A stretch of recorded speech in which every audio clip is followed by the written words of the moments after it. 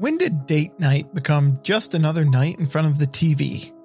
When did date night become answering Jeopardy questions, but not answering each other's questions? When did date night just stop happening? Whether you've been married for 60 years or have just started your relationship, connecting can be difficult. But don't worry, you are not alone in this, even if people may not talk about it openly. Let us teach you techniques that can bring you and your partner closer together. Our Date Night series is designed to help partners understand each other's communication behaviors, teach couples to connect meaningfully, learn to listen, connect, and build appreciation within the relationship.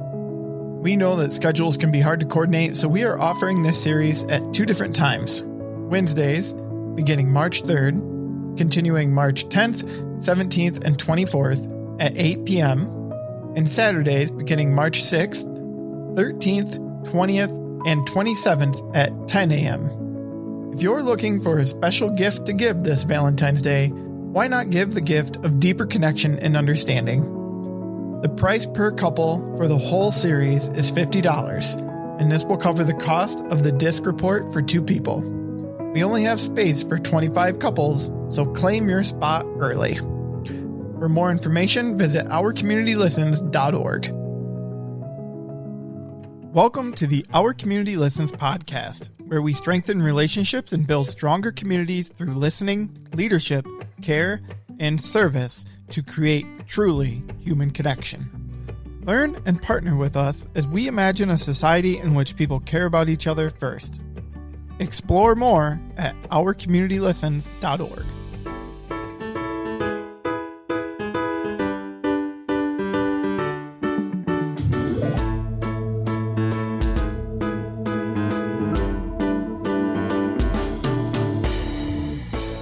Hello, my name is Adam Solgett, and today's topic is confrontation.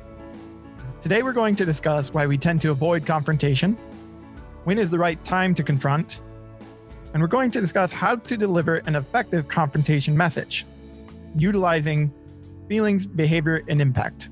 This conversation builds off of 3 prior podcasts where we covered those 3 elements. So if you get a chance, go back and listen to 56, 58, and 60 for an even deeper understanding.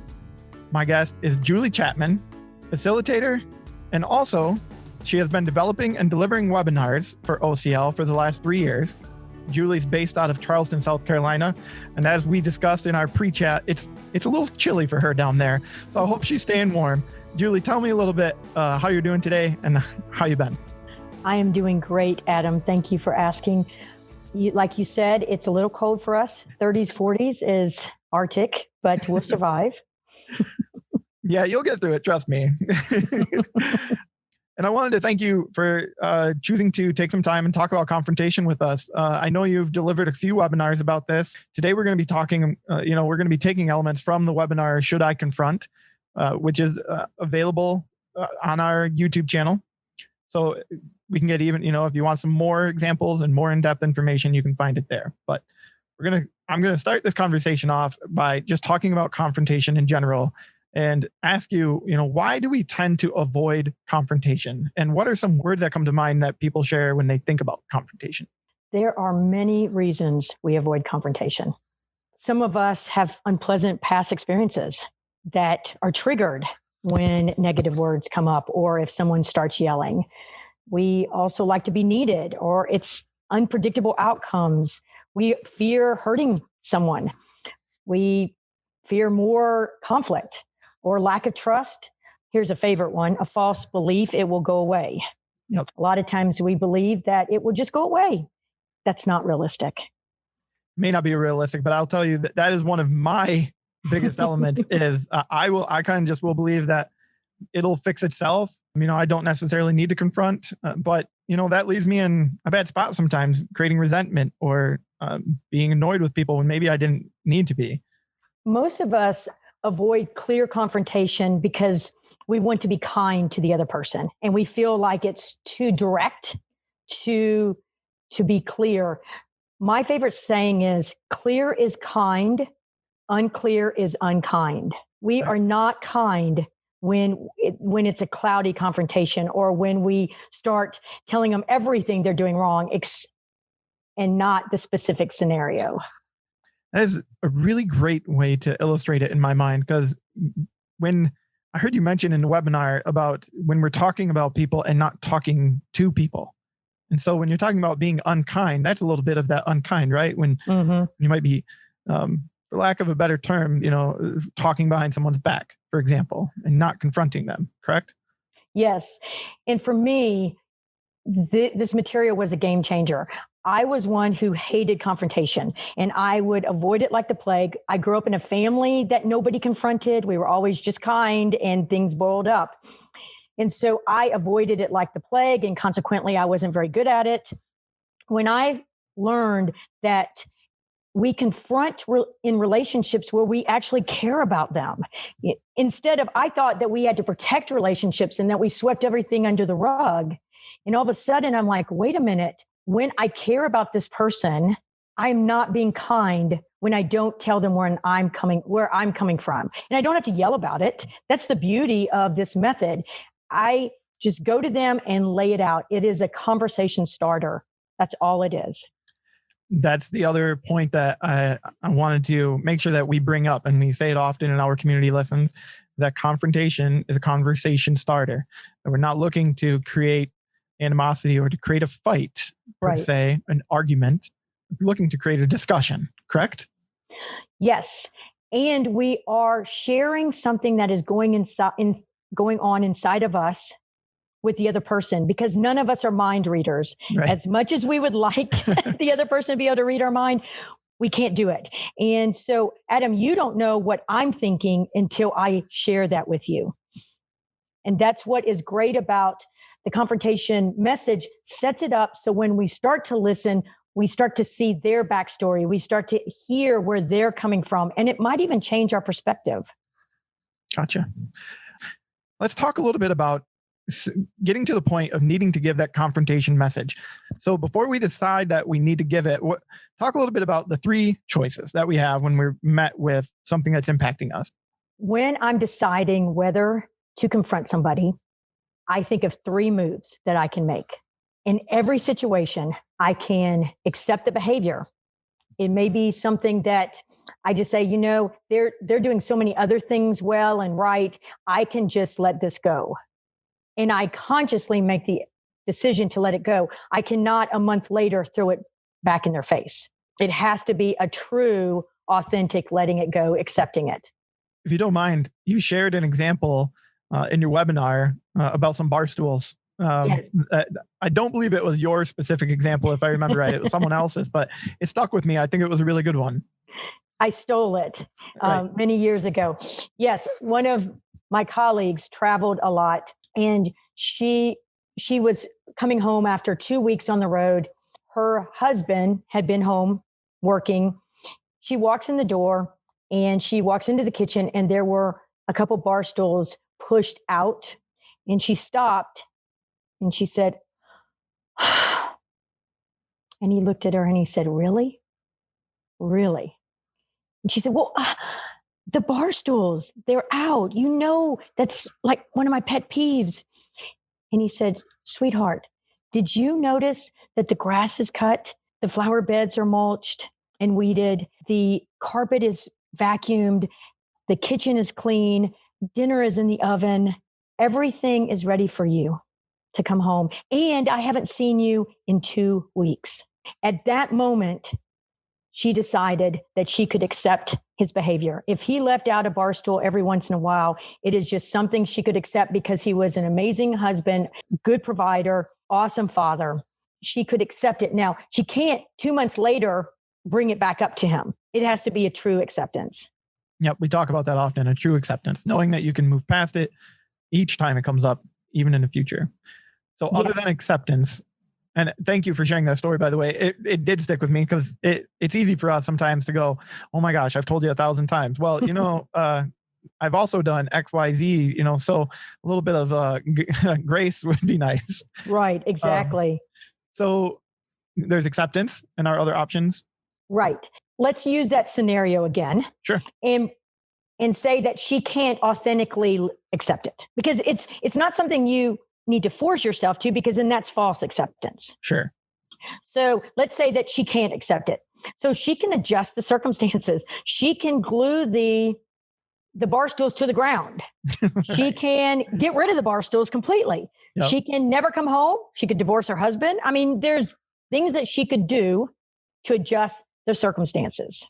And there are often actions that we can take to adjust it. Okay. If we can't come up with anything that makes sense, like she didn't want to do any of those 4 things that I recommended, she could go to him and ask for change. Right. And that is what the confrontation message is, going humbly, sharing the experience that she's having when she sees those bar stools out, and ask for change. You shared an example of asking for change, direct asking for change with your son and taking care of the garbage. You mind bringing that one up for us? Yes. Before I get in there, before I get into the scenario, I want to tell you that a confrontation message, and you said this in your introduction, is composed of 3 elements. It's feelings, behavior, and impact. Right. And the order is unimportant. We want to include all of them. So many years ago, one of my sons was in charge of taking out the trash can to the corner and then bringing it back 2 days later or a day later, whenever they would come and pick it up. He was good about taking it out to the corner on a Sunday night. And yet by Tuesday or Wednesday, the trash can could still be out and getting in my way when I would pull the car up. Mm-hmm. In the past, when I would pull the car up and I'd see that trash can, I go, oh, and I'd run in and I'd go to the bottom of the stairs and I'd say, hey, come down here and get your trash can out. Right. And after taking our community listens class, I decided to do it in a different way. So I text him, hey, come on down. When he got to the bottom of the stairs, I said, hey, I'm not even sure if you realize this. When I pull into the driveway and the trash cans are still there on Tuesday or Wednesday, I feel frustrated and agitated, and I want to come in here and start yelling at you. And I really don't want to. And he goes, sorry, Mom, I forgot. He ran out, brought it back in. The next week, he took the trash out. Tuesday, I pulled in the driveway again. Trash can was still there. Like, oh, but I have to stay the course, okay? Because people don't change overnight. You have to stay the course. So I went in there, I texted him again, and he was walking down, and I said, hey, and he goes, yeah, I got it. I got it. So he went out there, brought it back in. The next week, I didn't have to mention anything about the trash can. He had brought it in. Now, that was probably 7 years ago. He is 24, doesn't live at home anymore. When he is home, when he comes by on Monday or Tuesday, he brings in the trash can. That's pretty awesome. And that's a good story to share, that he connected, in my mind anyway, he connected more with you sharing your frustration as opposed to you necessarily showing frustration and choosing to yell potentially, right, where that might have caused him to shut down. I mean, I don't want to paint direct pictures of your relationship with your son, but that's what can happen. Am I correct? You are absolutely correct. And nobody likes to be yelled at. Kids, grown-ups, none of us like that kind of correction. And I think, we didn't talk about this inside of why people are afraid of confrontation, but being yelled at is definitely one of them. And it is, that brings up part of what you mentioned in the webinar, the 4 coping responses, the fight, flight, fold, or freeze, and how when we're yelled at in those spaces, what I don't see in that is fight, flight, fold, or freeze is the opportunity to share. You know what I mean? Yes. Normally you're going to do one of those 3 or one of those 4, I'm sorry. But oftentimes it's not actually productive, depending on situations, of course. But when you're not given the opportunity to share your side of the story or connect with somebody when you're going through those coping responses. Right. And why it's important to recognize your coping response is that when you become self-aware, you have the opportunity to change it, to make some shifts. I didn't realize until I had been in a situation where somebody yelled at me and one of my children was there with me. And when the other person left, my child looked at me and said, why didn't you stop them? And on reflection, I realized I freeze. Yeah. I just froze in that moment. I resisted power. I couldn't say a word. It took everything I had to push them out the door.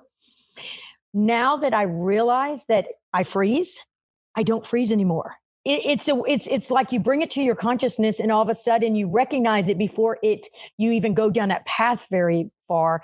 And you're like, oh, I'm freezing.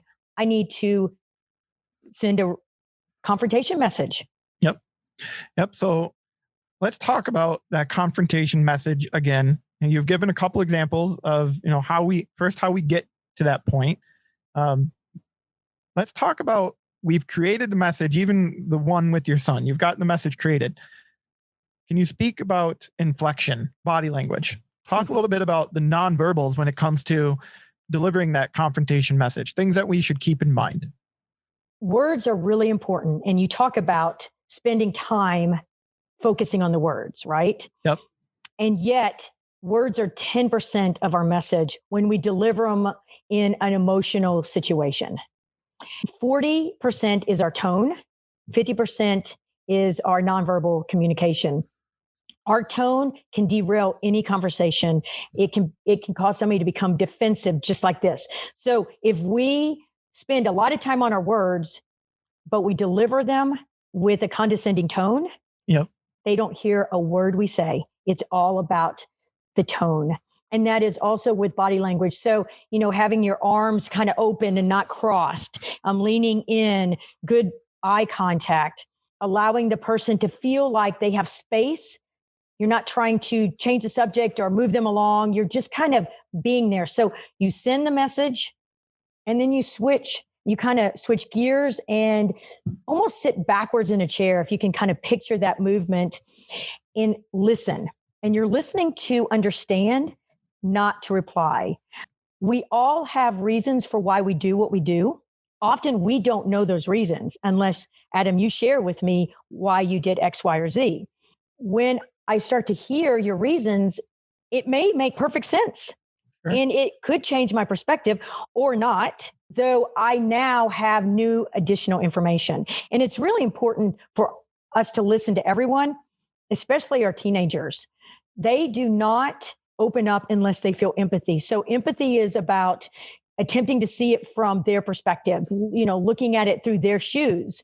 When I am speaking to my children, and now my last one just turned 21, so I have no more teenagers, hallelujah, but I've had many, many years of teenhood. You get no information from them when you're not exhibiting empathy. As I am talking and I'm trying to get information from them and they're giving me nothing, I have to ask myself, am I attempting to see it from their perspective? The answer is usually no. I'm just dictating. I'm just, being hard on them. When I make that switch and I say, help me understand where you're coming from, all of a sudden they start to open up. I don't have teenagers. I have a 5-year-old. You will soon enough. Right. Yeah. Time flies. Really yes. But I want to comment on what you just talked about, the opportunity to look at it from her perspective. So when we are getting ready for bed, I'm very much like chop, chop, chop. Get your pajamas on, or get your pull-up on, get your pajamas on, brush your teeth, go potty. Like it's a 1, 2, 3, get them done. And then you can have some time to play before we read books. Like to me, it's very much like just get those done and take care of it. And then you'll get your opportunity to do what you want.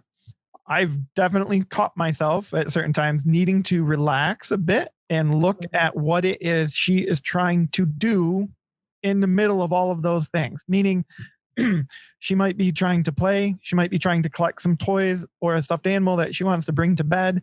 So in those opportunities, I've caught myself at times knowing I need to slow down and look at it from her perspective, that these are things that are important to her in this moment.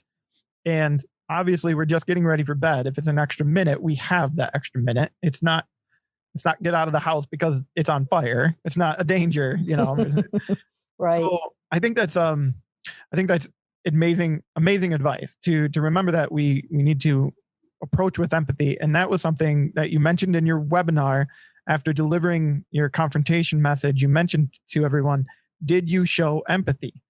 And your comments about shift your perspective and turn and listen to what they have to say, as opposed to, I think Sarah and I used to refer to it as, just listen to respond. Right. You listen to understand. And so I think those comments, they make a lot of sense. And I know in your webinar, you mentioned the 5 reflective listening skills. If you want to go over those quickly to just give a quick refresher for people on, after we deliver that confrontation message, what should we be exhibiting as reflective listening skills? You have asked me to talk about something I am extremely passionate about, listening. I can't tell you how many times I have given this spiel that I'm about to give because it's so important. It's so crucial. So I just send you a confrontation message. Now I have to switch gears and say, help me understand where you're coming from. Help me to picture what it's like from your lenses. We number them, five reflective listening skills, and yet they are not numbered in order. We just remember things when they are numbered. So number 1 is attending behavior. It's like being all in. You want to be present, fully present in conversation. We cannot use technology and be all in. We think that we can, sure, but we can't. What it looks like in the business world is somebody walks into your office and you close your computer screen. You get up and walk around and sit down facing them without the desk in between you two. It is your children come up to have you read them a book and you put down your phone or you put it way far away. When I go and have lunch with somebody or a meeting and I am needing to get on with my day, I have certain time frame because I can get lost in time. I love getting lost in time. So I have to work really hard at not blowing my day by being late. So I will pull out my phone and say, I have 1 hour to be with you. I'm going to set my timer for 50 minutes and then I can put it away and I'm all in. When I don't do that, I'm looking at my watch constantly and the other person perceives that as I'm ready to go. Yep. I'm bored. And that's not true. I'm trying to not lose myself. So doing, things that help you be present is really important. And then acknowledgments. This can really help when you are on the phone. How many times have we been talking to somebody and we say, are you still there? And they're gone. And so we feel kind of silly. Or I have people say, are you still there? Are you still there? And I say, yes, I'm listening. If I use acknowledgments, it clues them in that I'm following. So it's like, wow, that's interesting. Yep. It just is confirmation that I am present and that I am participating in the conversation by actively listening. Yep. And then we have door openers. We have been programmed to believe that questions are the way to show that we are engaged. Studies have shown that when people are asked multiple questions, they shut down. It's like they are on the witness stand. None of us like to be peppered with questions.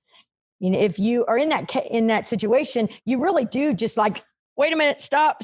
Yeah. I can't take it any longer. Absolutely. Instead of questions, use door openers. Door openers are statements that encourage the person to continue to talk or even start the conversation. I decided to use door openers when my son was in middle school. And in the past, I would pick him up and I'd say, how was your day? He'd say, fine. What'd you do? Nothing. Where'd you go? Nowhere. I mean, every question I asked, I got 1 to 2 word answers. Yeah. I thought I was like pulling it out of him. And it became a game. Like, how much can I pull out? Right. What's my next question? What other question can I ask? Yeah. Yes.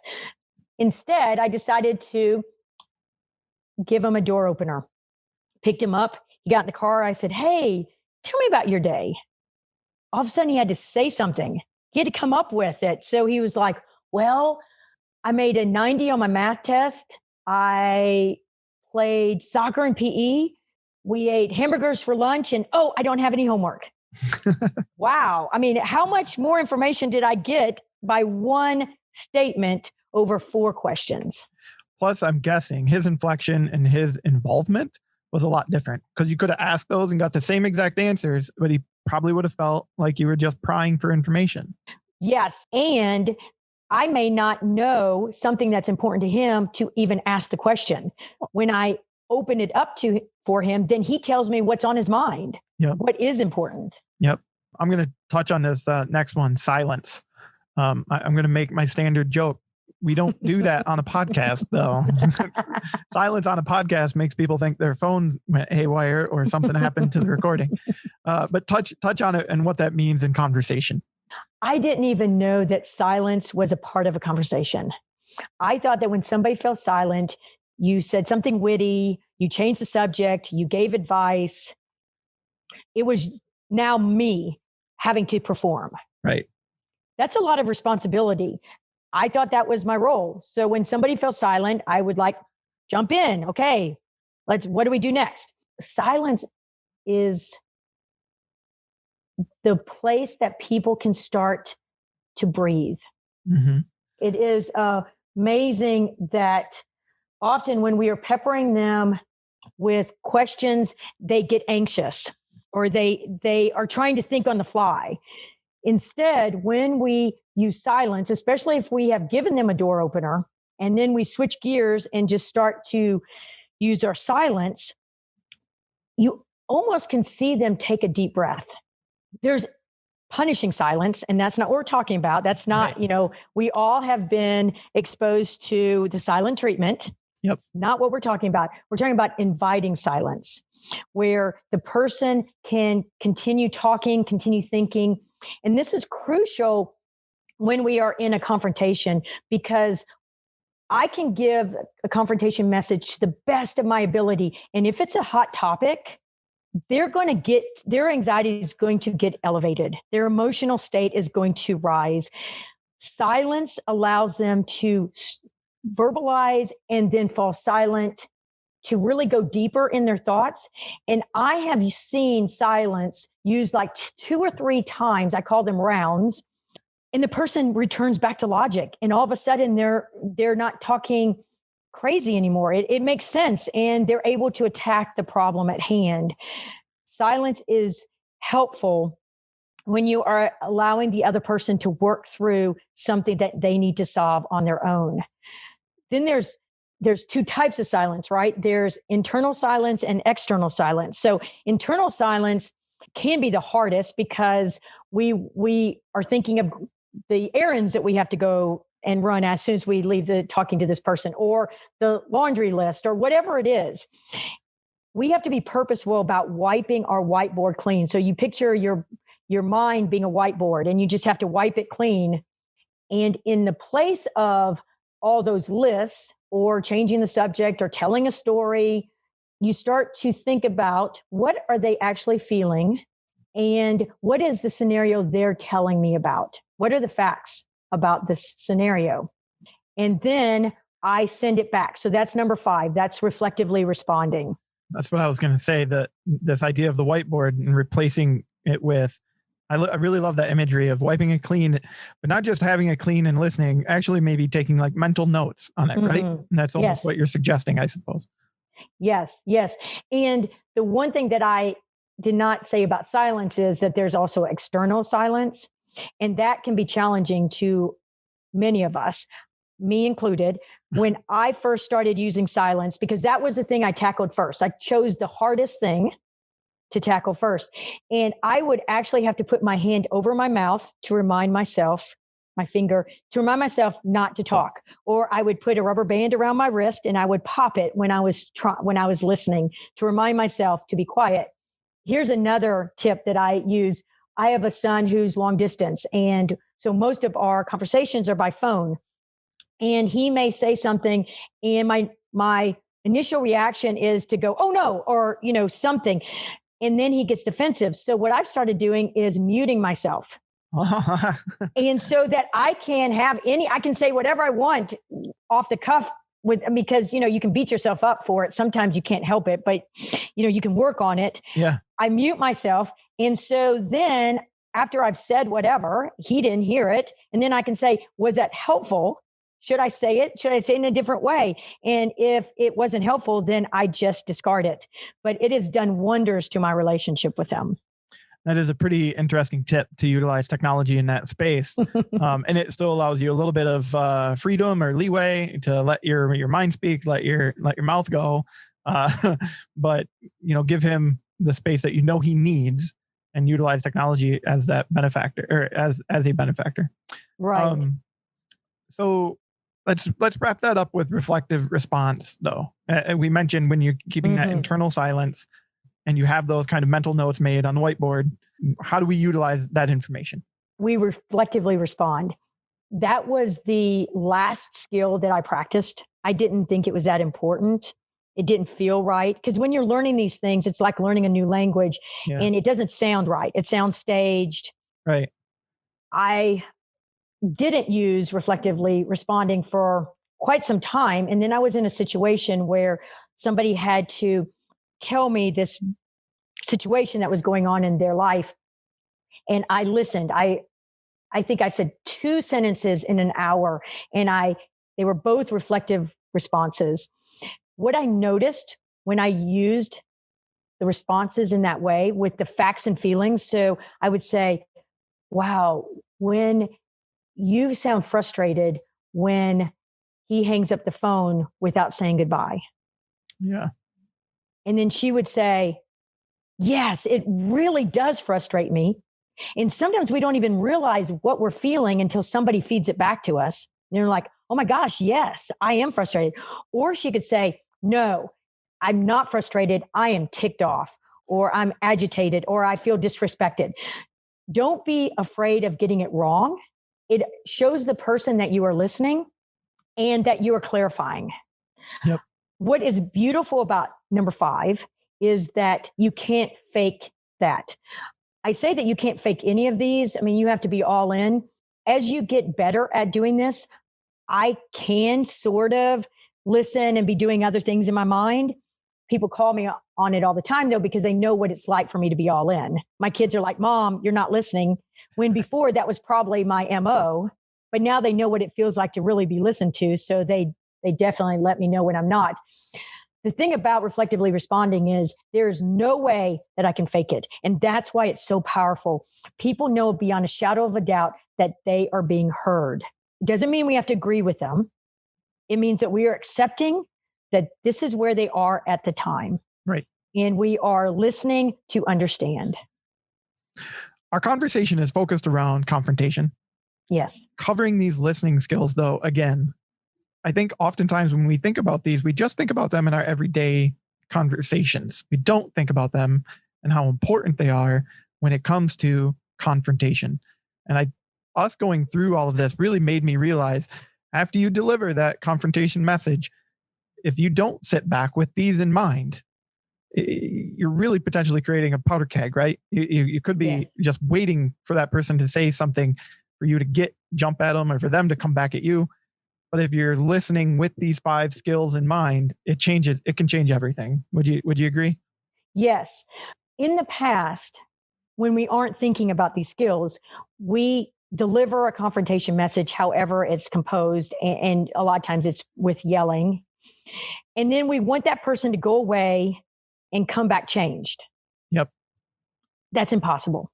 Right. When we deliver a confrontation message, because we care about this relationship, it is important for us to listen. We are obligated to listen. We have to listen. When we approach listening in a way that I call it fact finding, we're not data mining, we're not asking tons of questions, we're fact finding. So I want to understand why you did what you did, not in condemnation or criticism, but help me understand. I'd like to know where you're coming from in this perspective. When the person feels heard and feels that I do care about where they're coming from, even though it's impacting me negatively, there's a greater chance of them changing after they have been heard. So, they're defending their position at first. They're like, well, this is why I'm doing this. And as we sit there and listen, and I'm not talking about in a space where you fear for your life or it is escalating. That is not what I'm talking about. If you ever find yourself in a bad situation, this can help, but don't stay in a bad situation if you are fearful for, harm. Sure. When I listen to somebody, even if they're very upset, they can't keep yelling at me if I'm not yelling at them. They can't keep being upset when I am attempting to see it from their perspective. I've had a couple people in my life where I have been able to practice these skills instead of coming back with knee-jerk reactions. And amazing things have happened. I mean, we have gotten to compromises that I never thought were possible, where we both, when I listen to somebody completely out, they're more likely to then listen to me. And you begin to have a conversation full of respect. Now, that doesn't mean that we need to see eye to eye exactly where the other person's coming from, but there is an element of respect. Well, Julie, as we wrap up today, first, I'd like to say a quick thank you. I love the conversation. And second, I want to give you an opportunity to give our audience a key takeaway or potentially a task or a little piece of homework maybe for them to think about as they finish the podcast today. Well, thank you, Adam, for having me. I've enjoyed my time with you all. In our class and on our webinars, we always assign homework. So that is what I'm going to do today. I want you, the listener, to pick one of the 5 reflective listening skills. And if you need a refresher, you can listen to it again, or we even have a podcast or a webinar on how to be a better listener. I think it's a webinar. Pick one of them and start to concentrate. Think about how you can employ it in your conversations, in your relationships. And don't beat yourself up if you mess up. We call it the cha-cha. We move 2 steps forward and 1 step back. Just make it a part of the dance. Don't get too upset about falling back. Just make you gracefully move forward again. Because every time you move back and then you counter that by moving 2 steps forward, you're actually making progress. That's wonderful advice. And maybe I'll drop a little dance music underneath that conversation. I like it. If you ask anybody, I am always up for turning on dance music. Awesome. Well, Julie, again, thank you for taking the time and joining us on the podcast. We really appreciate everything you do for our community listens, and I appreciate your passion. My pleasure. Thank you. Engage on our website, explore learning opportunities, and connect with others. This podcast is brought to you by the Chapman Foundation for Caring Communities, which focuses on strengthening relationships, creating connection, and building community. Listen, lead, connect.